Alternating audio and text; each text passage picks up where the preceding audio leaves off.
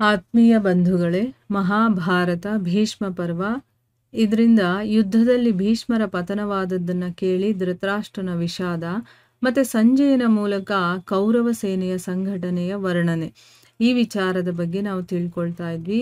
ಹೋದ ಭಾಗದಲ್ಲಿ ಧೃತರಾಷ್ಟ್ರ ಸಂಜಯನಿಗೆ ಕೇಳ್ಕೊಳ್ತಾರೆ, ಭೀಷ್ಮರ ಒಂದು ಮೃತ್ಯುವಿನ ಸಮಾಚಾರವನ್ನು ಕೇಳಿ ಅವರು ಎಷ್ಟು ಶ್ರೇಷ್ಠ ವ್ಯಕ್ತಿ, ಎಷ್ಟು ವೀರ ಧೀರ ಮತ್ತು ಎಷ್ಟೆಲ್ಲ ಸೈನಿಕರನ್ನು ಕೊಂದು ಬೇಕಾದಷ್ಟು ಸೈನ್ಯವನ್ನು ನಾಶ ಮಾಡಿರುವಂಥವ್ರು, ಆಮೇಲೆ ಪರಶುರಾಮರೇ ಅವರನ್ನು ಸೋಲಿಸೋದಕ್ಕಾಗಲಿಲ್ಲ, ಈ ರೀತಿ ಎಲ್ಲ ಇದ್ದರು. ಕೃಪಾಚಾರ್ಯರು, ದ್ರೋಣಾಚಾರ್ಯರೆಲ್ಲ ಅವ್ರ ಜೊತೆ ಇದ್ದಾರೆ.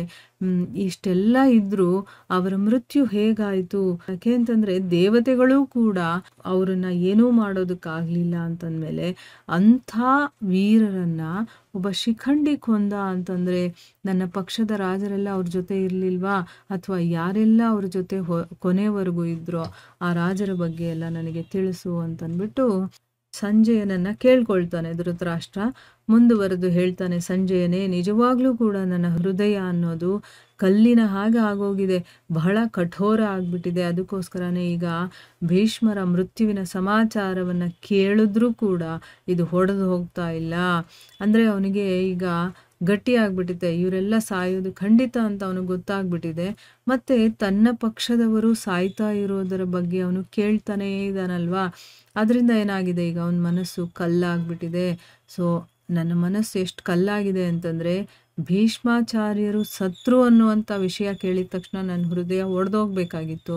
ಆದರೆ ಅದಿನ್ನೂ ಹಾಗೇ ಇದೆ ಅಂತಂದರೆ ನನ್ನ ಹೃದಯ ಕಠೋರ ಆಗಿಬಿಟ್ಟಿದೆ. ಭೀಷ್ಮರ ಸತ್ಯ, ಬುದ್ಧಿ ಮತ್ತು ನೀತಿ, ಈ ಒಂದು ಸದ್ಗುಣಗಳಿದೆಯಲ್ಲ, ಅದರಲ್ಲಿ ಯಾವುದರಲ್ಲೂ ಕಡಿಮೆ ಇರಲಿಲ್ಲ. ಅವರಲ್ಲಿ ತುಂಬ ಸದ್ಗುಣಗಳಿತ್ತು. ಅವರು ಯುದ್ಧದಲ್ಲಿ ಹೇಗೆ ಸತ್ರು ಸಂಜಯ ಹೇಳು? ಆ ಸಮಯದಲ್ಲಿ ಪಾಂಡವರ ಜೊತೆ ಭೀಷ್ಮರ ಯುದ್ಧ ಹೇಗಾಯಿತು?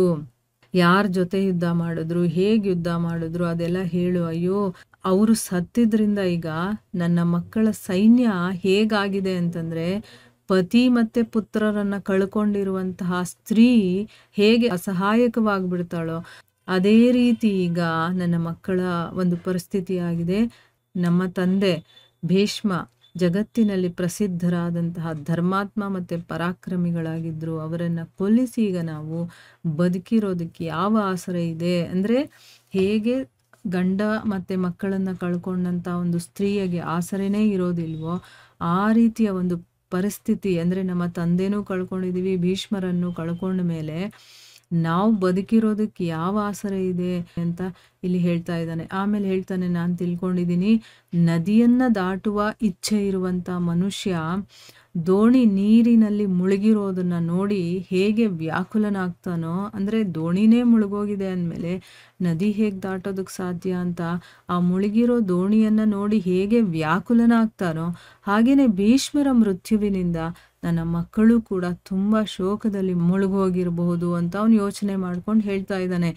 ನನಗನ್ನಿಸ್ತಾ ಇದೆ, ಧೈರ್ಯ ಮತ್ತು ತ್ಯಾಗದ ಬಲದಿಂದ ಯಾರಿಗೂ ಕೂಡ ಮೃತ್ಯುವಿನಿಂದ ಬಿಡುಗಡೆ ಅನ್ನೋದು ಆಗೋದಿಲ್ಲ. ಖಂಡಿತವಾಗೂ ಕೂಡ ಕಾಲ ಬಹಳನೇ ಬಲ ಇರುವಂಥದ್ದು.